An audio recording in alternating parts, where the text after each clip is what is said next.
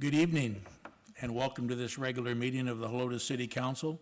It's March 22nd, 2018, and we're underway at 7 p.m. First up on our agenda is our invocation tonight.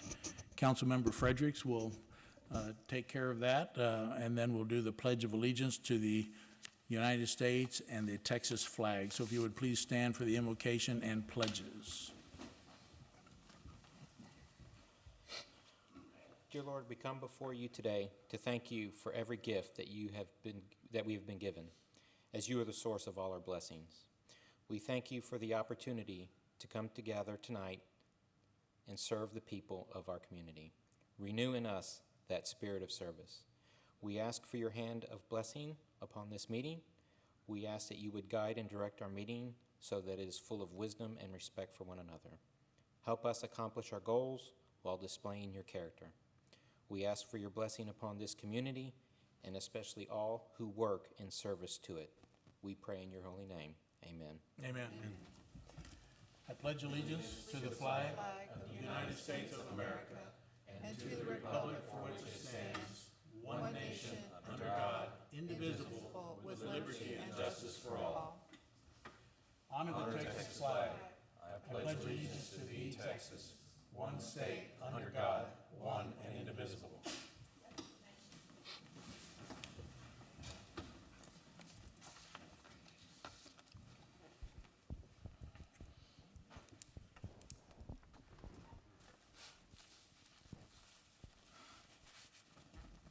Okay, next up we have a proclamation, and this is for our dispatch center personnel, and this is in recognition of the National Public Safety Telecommunicators Week, and we'll state the date when we read the proclamation. So we have a bunch of dispatchers here. Welcome. Please come up here and we'll read your proclamation.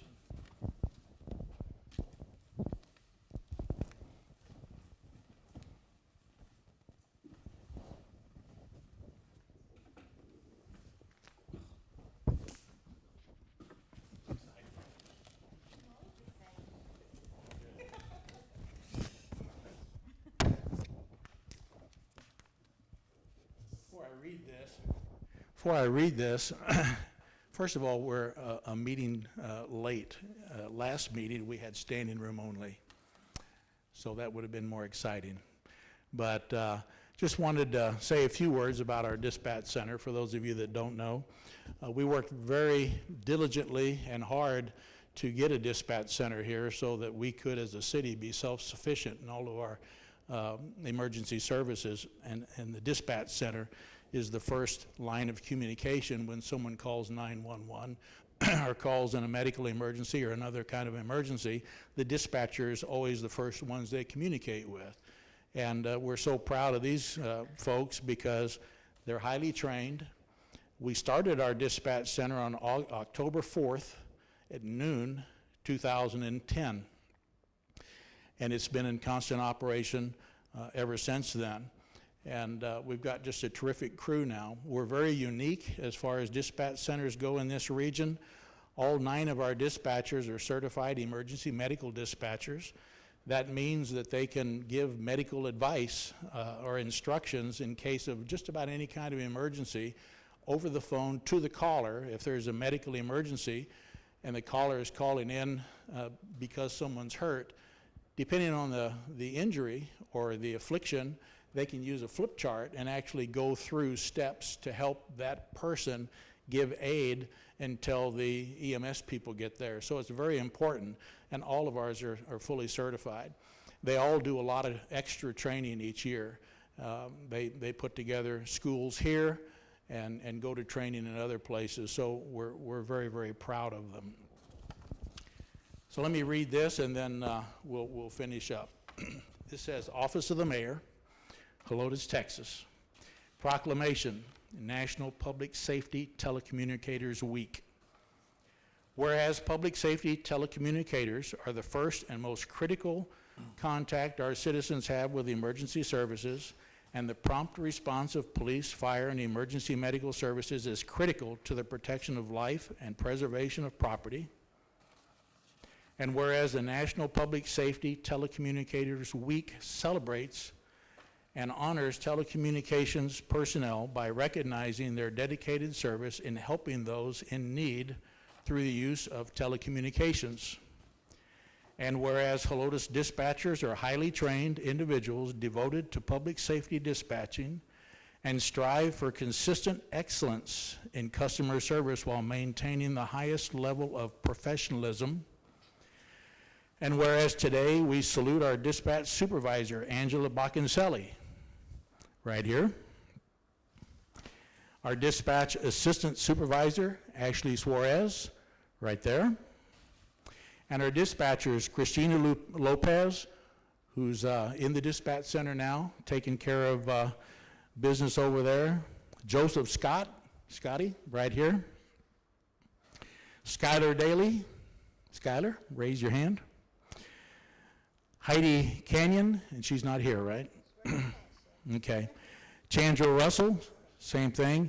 And Lazaro Flores, right there on the end. For their selfless and exemplary service, dedication, compassion, understanding, and professionalism during the performance of their duties, and remind them that they truly make a difference each and every day as the first level of emergency responders to our citizens, businesses, and visitors to the city of Helotes.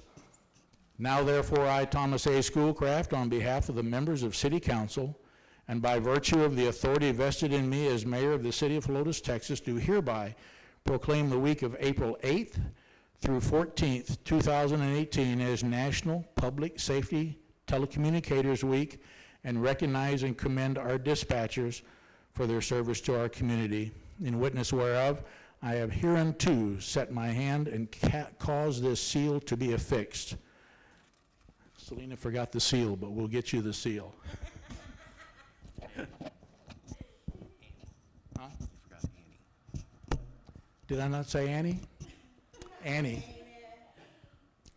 Did I say Annie? Did I pass over? Huh? I didn't say Annie? No, you didn't. Right there. I must have looked up. Congratulations. Thank you so much. Marcia's gonna, oh, wait a minute. Wait. I gotta hide the Hide the mic. Yes, I had the microphone. microphone. Am I standing in front of you? We'll get this right.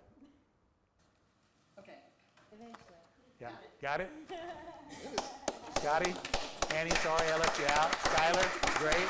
Ashley, pass, good job. Take that to Selena and she'll give you a stamp. She'll give me my stamp. Thank you. Thanks, guys. Great job.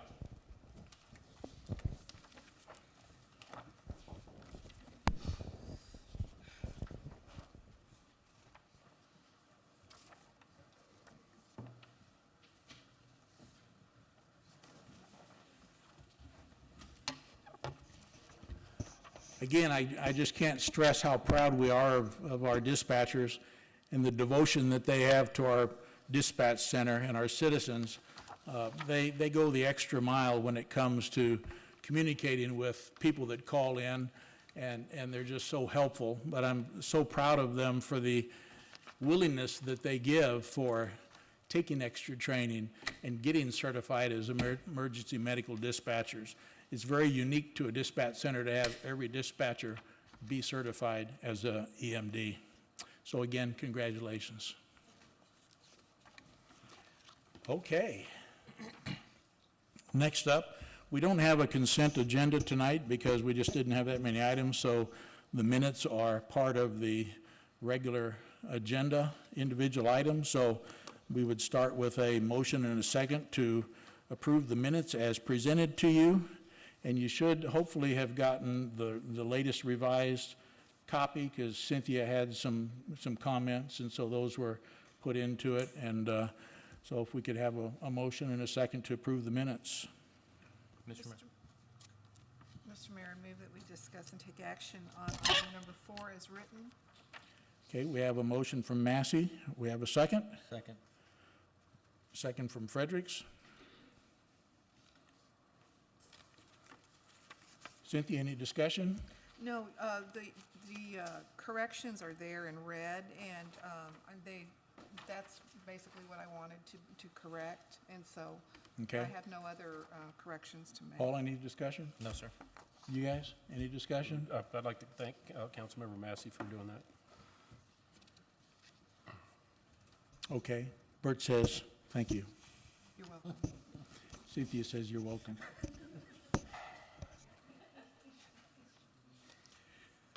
So no further discussion being necessary, we'll call the question. All in favor of approving the minutes, say aye. Aye. Aye.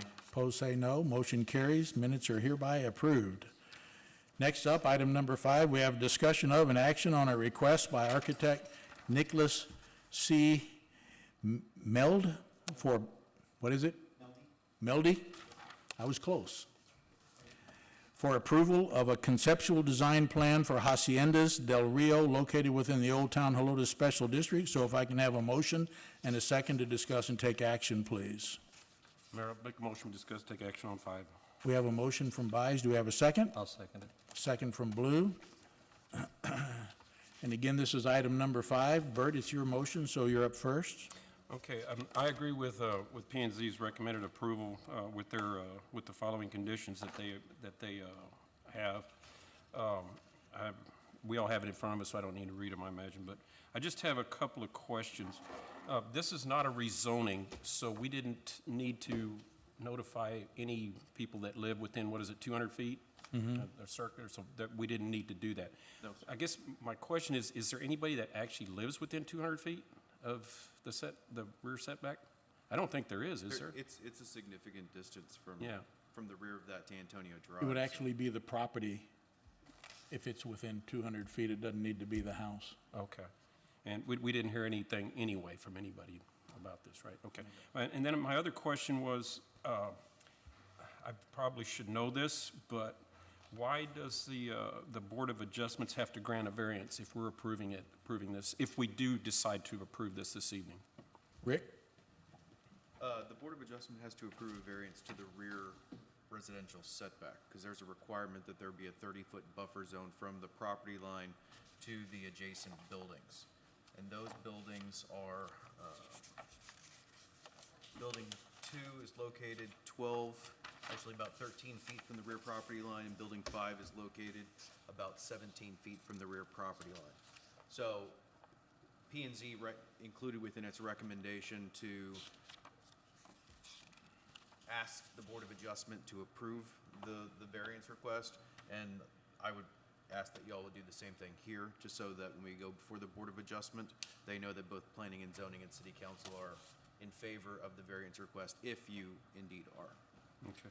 So if we do approve this, it doesn't mean that it actually is going to be done unless the Board of Adjustments approves the variance. They are the final say? Only on the distance requirement for the building. Oh, okay. Everything else would be finally approved here. And what you're being asked to do tonight is just to approve the conceptual plan. Okay. This is just step 1 of Gotcha. other steps. No, I agree with P and Z's recommendation with their conditions. That's all I had. Okay. Alex? I completely agree as well. I was at the Planning and Zoning meeting. I thought there was a very good presentation by the architect and the company putting it together. And it looks like exactly the right type of project for what we're looking for. The setback requirement, if it were anywhere else, would probably be an issue, but given that back property line is creek bottom, there's quite a bit of distance between them and where anything else could be located and built. So I'm in concurrence. Thank you. Cynthia? I was at the Planning and Zoning meeting, so I saw the whole presentation, and I do like this project. The one thing that just concerned me a little bit was the size of the property and all of these buildings on it. It seems like they're going to be a little overwhelming. Wasn't it less than, it was just an acre or something? I'm trying to, I can, I think it's 1.7 acres. yeah, 1.7 acres. So it's a little less than 2 acres. My house is I live on a 2-acre lot, and my house is just a small part of that. There's, I was looking at all the buildings, and some of them are 3-story on that small property. I'm just not sure how that's gonna look. I was a little concerned about that many big buildings, three-story. I think there's several three-story buildings.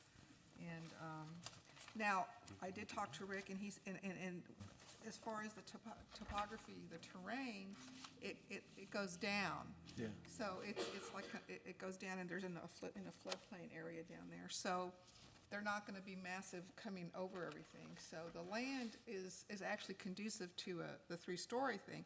I'm just wondering, how it's just gonna look. I'm just a little, I was just wondering how everyone felt about all of these buildings on less than 2 acres. So, Well, according to the plan, they all fit. well, I And there's know, enough I'm parking. looking. But as far as that particular piece of property, it's behind the shops at Old Town. You probably won't even see the rooftops of this project from Old Bandera Road, because it's back there way down. That's, Yeah, it's a and- long way back. And that's true. And I was thinking, well, if it's gonna be that far back, and then it's kind of in a gully, it's probably not gonna be that big a deal. So, that was all. I just wanted to mention that. Okay, Paul? No, I like it. I thought it was a nice, well-designed development. I know that's some of the trends now, the residential and commercial mix, and I think that's a nice fit for Old Town. So I'm very much for that development. Okay, and that was one of the goals of Old Town, was to have a use like this. If you recall, back when we approved the Old Town codes and everything, is to promote this. So I'm curious to see how it works out. Bert, any follow-up? No, I just wanted to ask a question that's popped in my head. I don't think there's anything we could do anyway with reducing the size of the building. It was Not just really? Yeah, there's not anything we could. And again, you're just approving the conceptual plan Right, tonight. Right. I didn't have anything else. Thank you. Alex, anything else? In regard to that very same topic, this being an Old Town does have an impervious cover restriction of 47.5%. So they may put a lot of buildings, but they're still going to have to meet that requirement or come back for a variance, and it would be dealt with at that time. Right. Yeah, and they're at 43.8% according to the plan. Cynthia, any follow-up? No. Paul, anything else? Okay, nobody else? No more discussion, we'll call the question. All in favor of approving the conceptual design plan for this project, say aye. Aye. Opposed, say no. Motion carries. And that was with the inclusion of the recommendations by planning and zoning? Yeah. Okay.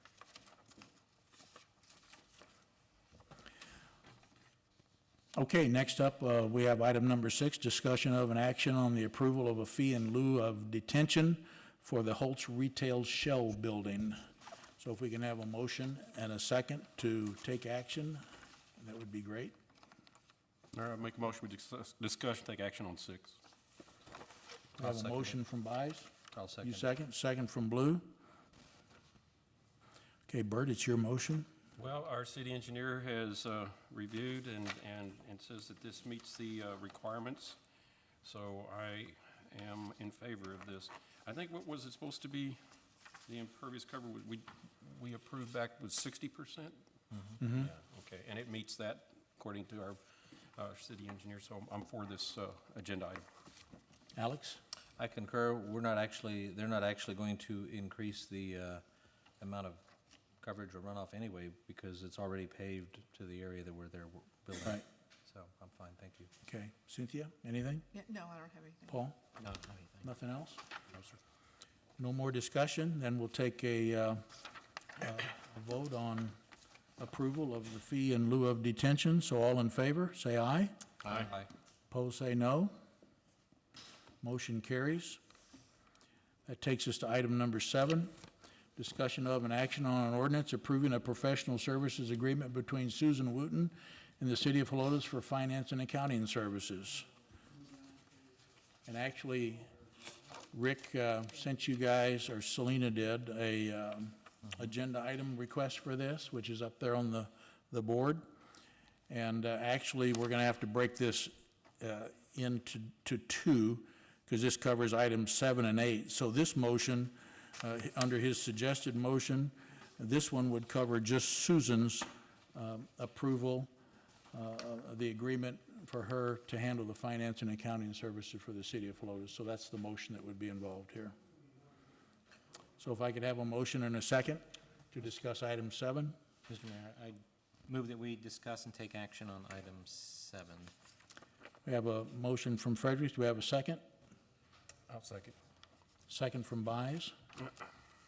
Paul, it's your motion. Are we going to discuss 7 and 8 together, or are we just going to discuss 7? You want to just do 7? Let's do 7 first. Okay. And the motion, again, will be to approve the professional services agreement between Susan Wooten and the city. I'm all in favor for the contract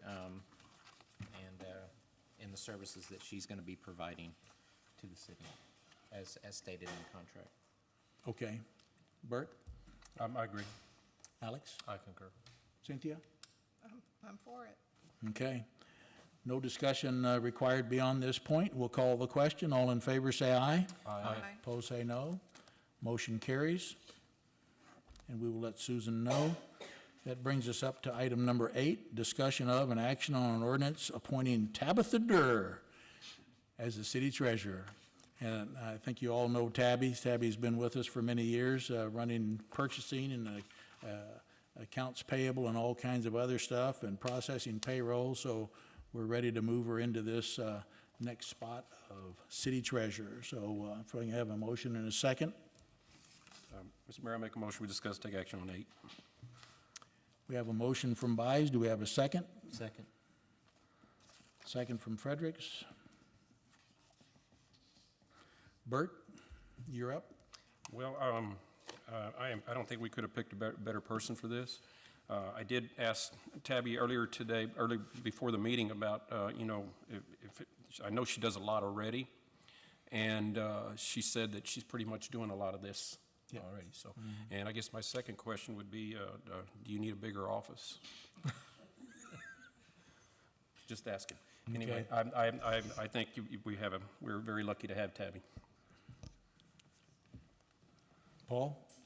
I guess the only question I had was, since we're doing this internally now, and I guess Susan was doing this as an independent contractor, do we still have the checks and balances in place that she was providing? Yes, Susan still does the reconciliations and everything as part of her contract. Okay, so none of that will change. I mean, she's still Yes. kind of the independent one looking over this. Yes, and Rick can address that as Well, our Susan investment would be officer. reviewing the reconciliations. Everything essentially would be handled in-house, but she would be reviewing monthly reconciliations for all the accounts that we have. I addressed this with Councilwoman Massey. It's not unusual to have internal finance directors or internal city treasurers. As a matter of fact, it's preferable, particularly when you go into an audit situation and there's a lot of moving parts. Having somebody on staff full-time here 5 days a week that knows the ins and outs of what's going on is preferable to a subcontractor who you lose something when you're not in the office every day. So the internal control mechanism, I don't think, is an issue. Again, to address what the mayor said, we do have Susan Wooten as a certified public accountant, just double checking the reconciliations. And the auditors, I included on the dais a recommendation or a letter of support, if you will, on this arrangement, and also for Tabby Durr. They are in support of this, so. Well, and the other thing, Tabby puts everything together for the auditors every year and works hand in hand with them on a day-to-day basis, so she's already doing all of that. So I think, to answer your question, nothing's really going to change because there'll still be that oversight. That was the only question I'm fully in favor of Tabby taking over. Okay, Just Cynthia? want to make sure those internal controls are still in place. For the reasons that Rick was mentioning, I think this is really a great move, because to know, like you said, all the moving parts of the finances of a city like this, there's so many, and Tabby does know them. And she's done a very good job, so I'm all for this. Alex, any comments, discussion? Like Paul, I had initial questions as well as to the, not exactly checks and balances as much as the reporting alignment. And that was the thought I had, was that, for example, if a contractor did not agree with something, they had a little more latitude to express that disagreement to the city, as opposed to a direct employee would have that freedom. And not certainly to any of the individuals involved, but just as a matter of principle, that was there. But I did some research. I couldn't find that there was any requirement for it to be in any way, one way or the other. So given the individuals involved, I'm completely in favor of it. But as has been indicated, well, Susan will still be doing this. Well, that's assuming she wants to continue the contract. But she could come back 6 months from now and say, stop, in which case then we don't have that any longer. And then are we then going to be putting ourselves in a position of going to seek someone else to fill the spot that Yes. And so it puts us in that scenario. And there are other little examples of things that I thought of,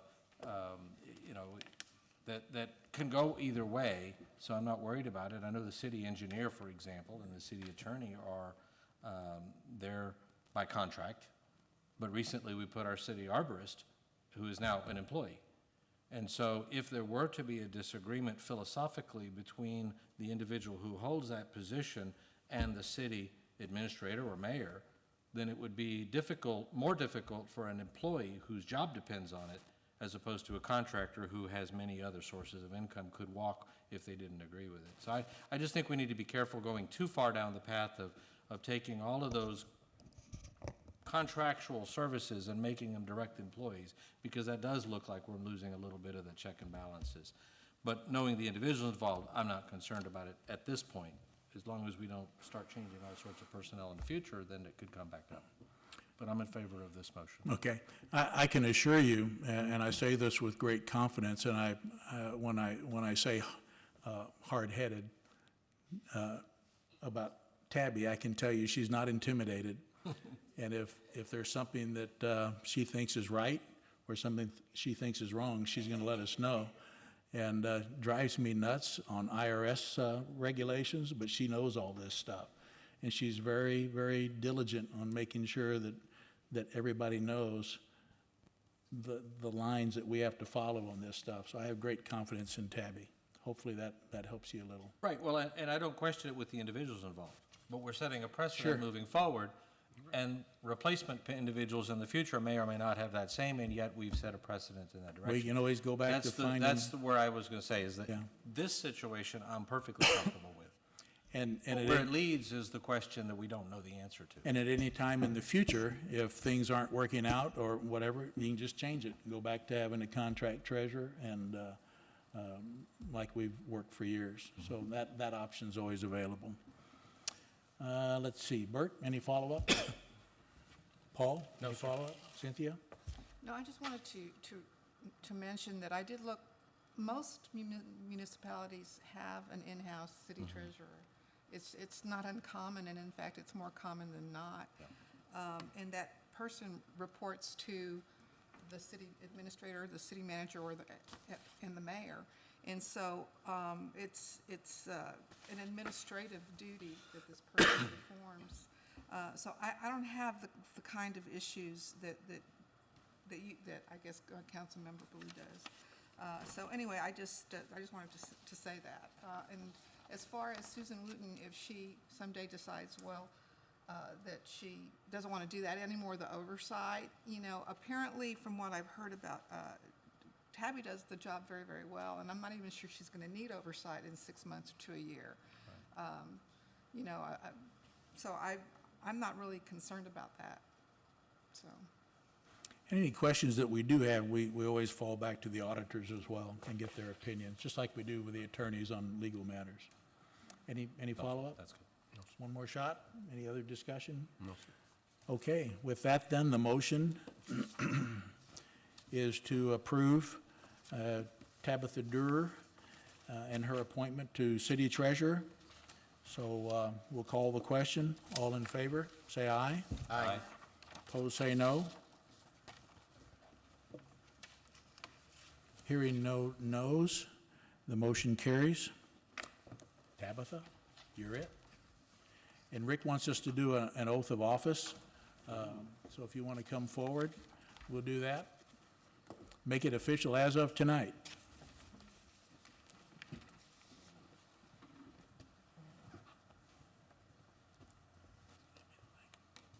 Sorry.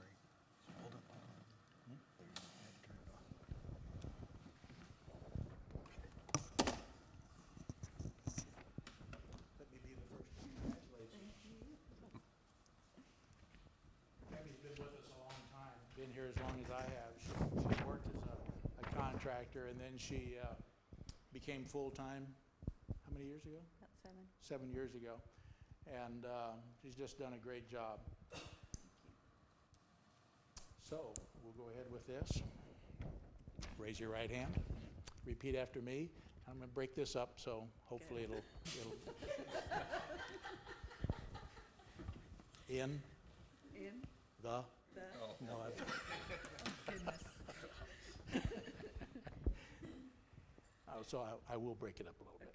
Okay. In the name In the name and by the authority and by the authority of the state of Texas, of the state of Texas, I state your name, I, Tabitha Durr, do solemnly swear do solemnly swear that I will faithfully that I will faithfully execute the duties execute the duties of the office of City Treasurer of the City of Helotes, of the office of the city treasurer of the city of Helotes, of the state of Texas, of the state of Texas, and will, and will, to the best of my ability, to the best of my ability, protect, protect, preserve, preserve, and defend and defend the Constitution and laws of the United States the Constitution and the laws of the United States and of this state, and of this state, so help me God. so help me God. Congratulations. Thank you.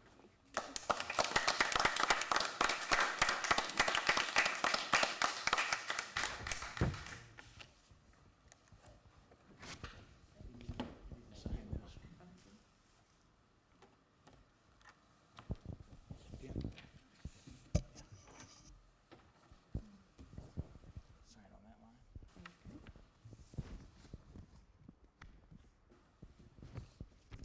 There's no turning back. Okay. Congratulations. Thank you.